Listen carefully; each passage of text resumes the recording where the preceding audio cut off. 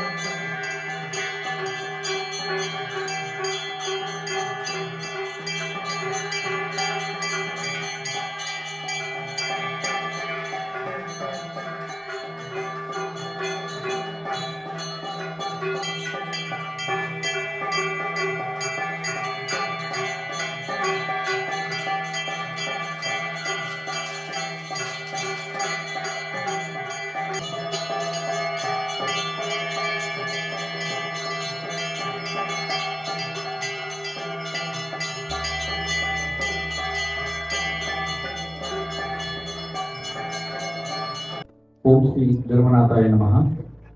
ಸದ್ಧರ್ಮ ಬಂಧುಗಳೇ, ಸ್ವರ್ಗೀಯ ಶ್ರೀಮತಿ ಲೀಲಾವತಿ ಧರ್ಮಪಾಲಯ್ಯರ ಆತ್ಮಶಾಂತಿಗಾಗಿ ಈಗ ನಡೆಯುತ್ತಿರುವ ಗತ್ಯಾಭಿಷೇಕದ ಕಾರ್ಯಕ್ರಮದಲ್ಲಿ ಸಹೋದರಿಯರುಳ್ಳ ತುಂಬು ಕುಟುಂಬದಲ್ಲಿ ಜನಿಸಿರುತ್ತಾರೆ. ತಮ್ಮ ಚಿಕ್ಕ ವಯಸ್ಸಿನಿಂದಲೇ ತಂದೆ ತಾಯಿಯರಿಗೆ, ಅಣ್ಣಂದಿರಿಗೆ, ಅಕ್ಕ ತಂಗಿಯರಿಗೆ ಎಲ್ಲ ಕೆಲಸಗಳಲ್ಲಿ ನೆರವಾಗುತ್ತಾ ಎಲ್ಲರ ಮೆಚ್ಚುಗೆಗೆ ಪಾತ್ರರಾಗಿದ್ದಾರೆ. ತಮ್ಮ 14ನೇ ವಯಸ್ಸಿನಲ್ಲಿ ಕಾಪು ಬಸದಿ ಶ್ರೀಯುತ ಅನಂತರಾಜೇಂದ್ರ ಮತ್ತು ಮಂದಾರಮ್ಮ ಬಸದಿಯ ಪೂಜಾ ಕೆಲಸಗಳಿರಬಹುದು ಎಲ್ಲದರಲ್ಲೂ ಪತಿಗೆ ನೆರವಾಗಿ ನಿಂತು ಸಕ್ರಿಯವಾಗಿ ಸೇವೆ ಸಲ್ಲಿಸುತ್ತಿದ್ದರು. 2002ರಲ್ಲಿ ನಡೆದ ಕಾಪು ಬಸದಿ ಧರ್ಮನಾಥ ಸ್ವಾಮಿಯ ಧಾಮ ಸಂಪ್ರೋಕ್ಷಣಾ ಸಂದರ್ಭದಲ್ಲಂತೂ ಬಹಳಷ್ಟು ಸಂಭ್ರಮವನ್ನು ಪಟ್ಟಿರುತ್ತಾರೆ. ಅಷ್ಟೇ ಅಲ್ಲದೆ ಎಲ್ಲ ಬಸದಿಯ ಧಾಮ ಸಂಪ್ರೋಕ್ಷಣಾ ಕಾರ್ಯಕ್ರಮಗಳು ನಡೆದರು. ಈ ಸಂದರ್ಭದಲ್ಲಿ ಈ ಮಾತನ್ನು ನಾನು ಹೇಳಲೇಬೇಕು. ಯಾಕೆಂತ ಹೇಳಿದ್ರೆ, ಪಕ್ಕದ ಎರ್ಮಾಣಿನಲ್ಲಿ ನಮ್ಮ ಬಸದಿಯಲ್ಲಿ ಪಂಚಕಲ್ಯಾಣ ಸಂದರ್ಭದಲ್ಲಿ ಅವರು ಪ್ರತಿನಿತ್ಯ ಬಂದು ನಮ್ಮ ಈ ಕಾರ್ಯಕ್ರಮದಲ್ಲಿ ಹುರುಪಿನಿಂದ ಭಾಗವಹಿಸ್ತಾ ಇದ್ದರು. ಅಲ್ಲದೆ ಬಸದಿಗೆ ತಮ್ಮ ಕೈಲಾದಂತಹ ಸಹಾಯವನ್ನು ಮಾಡಿರುತ್ತಾರೆ ಅಂತ ಈ ಸಂದರ್ಭದಲ್ಲಿ ತಿಳಿಸಲು ಇಚ್ಛೆಪಡುತ್ತೇನೆ. ತಮ್ಮ ಇಳಿ ವಯಸ್ಸಿನಲ್ಲೂ ಎಷ್ಟೋ ಬಸದಿಗಳ ಧಾಮ ಸಂಪ್ರೋಕ್ಷಣಾ ಕಾರ್ಯಕ್ರಮಗಳಲ್ಲಿ ಭಾಗವಹಿಸಿದವರು. ತಮ್ಮ 75ನೇ ವಯಸ್ಸಿನಲ್ಲಿ ಸಮೇತ ಶಿಖರ್ಜಿಯ ಯಾತ್ರೆಯನ್ನು ಯಶಸ್ವಿಯಾಗಿ ಪೂರೈಸಿದ ಈ ಪುಣ್ಯಜೀವಿ 4 ಪುತ್ರರು ಹಾಗೂ 4 ಪುತ್ರಿಯರನ್ನು ಹೊಂದಿದ್ದ ತುಂಬು ಸಂಸಾರ ಇವರದ್ದು. ಇವರಲ್ಲಿ 2 ದಿವಂಗತರು, ಉಳಿದವರೆಲ್ಲ ಸಹ ವಿವಾಹವಾಗಿ ತಮ್ಮ ತಮ್ಮ ಜೀವನವನ್ನು ನಡೆಸುತ್ತಿದ್ದಾರೆ. ದಂಪತಿಗಳು ತಮ್ಮ ಎಲ್ಲ ಮಕ್ಕಳಿಗೂ ಒಳ್ಳೆಯ ರೀತಿಯ ವಿದ್ಯಾಭ್ಯಾಸವನ್ನು ಕೊಟ್ಟು ಉತ್ತಮ ಸಂಸ್ಕಾರವನ್ನು. ಇವರ ಹಿರಿಯ ಪುತ್ರ ರಾಜೇಂದ್ರ ಕುಮಾರ್ ಅವರು ಕಾಪು ಬಸದಿಯ ಪೂಜಾ ಕಾರ್ಯಗಳನ್ನು ನಡೆಸುವುದರ ಜೊತೆಗೆ ಮಹಾವೀರ ಸ್ವಭಾವವನ್ನು ನಡೆಸಿಕೊಂಡು ಹೋಗುತ್ತಿದ್ದಾರೆ. ಇವರ 2ನೇ ಪುತ್ರರಾದ ಭರತ್ ಕುಮಾರ್ ಕಟ್ಪಾಡಿ ಇವರು ಕಟ್ಪಾಡಿ ಬಸದಿಯ ಪೂಜಾ ಕಾರ್ಯಕ್ರಮಗಳನ್ನು ನಡೆಸುವುದರ ಜೊತೆಗೆ ಕೆನರಾ ಬ್ಯಾಂಕಿನಲ್ಲಿ ಉನ್ನತ ಪದವಿಯಲ್ಲಿ ಸೇವೆ ಸಲ್ಲಿಸಿ ನಿವೃತ್ತರಾಗಿದ್ದಾರೆ. ಇವರ 3ನೇ ಸುಪುತ್ರರಾದ ಯುವಂದರ್ ಕುಮಾರ್ ಇವರು ಕಾಪು ಬಸದಿಯ ಪೂಜಾ ಕಾರ್ಯಕ್ರಮವನ್ನು ನಡೆಸುವುದರ ಜೊತೆಗೆ ತಮ್ಮ ಸಾರಿಗೆ ಸಂಸ್ಥೆಯನ್ನು ನಡೆಸಿಕೊಂಡು ಹೋಗುತ್ತಿದ್ದಾರೆ. ಅಲ್ಲದೆ ಇವರ 4ನೇ ಪುತ್ರರಾದ ಮಹೇಂದ್ರ ಕುಮಾರ್ ಇವರು ಮಹಾವೀರ್ ಟ್ರಾವೆಲ್ಸ್ನ ಮಾಲಕರಾಗಿದ್ದಾರೆ. ಆದರೆ ಈಗ ಅವರು ದಿವಂಗತರಾಗಿದ್ದಾರೆ. ಇವರ ಹಿರಿಯ ಸುಪುತ್ರಿಯಾದ ನಿರುಪಮಾ ಇವರನ್ನು ಫಿರಂಗಿ ಬಸದಿ ಪುರೋಹಿತರಾದ ಅನಂತರಾಜೇಂದ್ರರಿಗೆ ವಿವಾಹ ಮಾಡಿಕೊಟ್ಟಿದ್ದಾರೆ. ಇವರು ಕೂಡ ದಿವಂಗತರಾಗಿದ್ದಾರೆ. ಹಾಗೆ 2ನೇ ಸುಪುತ್ರಿ ಶ್ರೀಮತಿ ಉಷಾ ಉತ್ತಮ ಗೃಹಿಣಿಯಾಗಿ ಪ್ರಾಕೃತ ಸಂಸ್ಕೃತ ಜೊತೆಗೆ ಧರ್ಮದ ಬಗ್ಗೆ ಅಧ್ಯಯನ ಮಾಡುತ್ತಾ ಪ್ರಾಕೃತ ವಿಶಾರದ ಪರೀಕ್ಷೆಯಲ್ಲಿ ಚಿನ್ನದ ಪದಕಗಳನ್ನು ಗಳಿಸಿರುತ್ತಾರೆ.